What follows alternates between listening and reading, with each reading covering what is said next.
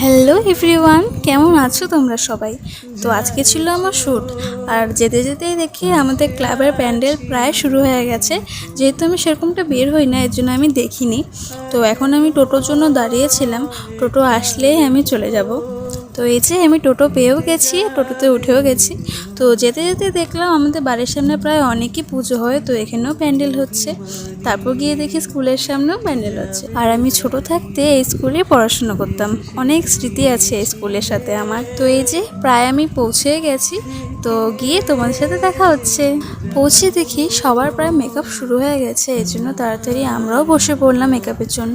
তো এটা হচ্ছে আমাদের বান্ধবীগণ, সবার সাথেও দেখা করে নিলাম। আর এখানে আমাকে একটু অদ্ভুত লাগছিল, যেহেতু ক্রিম্পিং হচ্ছিল। আর এই যে আমি ওকে বলছিলাম যে তোর ভিডিও করছি, তাই বলছিল যে তোরও ভিডিও করবো, দেখ না। তো এটা হচ্ছে আমার ফাইনাল লুক। অবশ্যই আমাকে কমেন্ট করে জানিও কেমন লাগছে আমাকে। দেখা হচ্ছে নেক্সট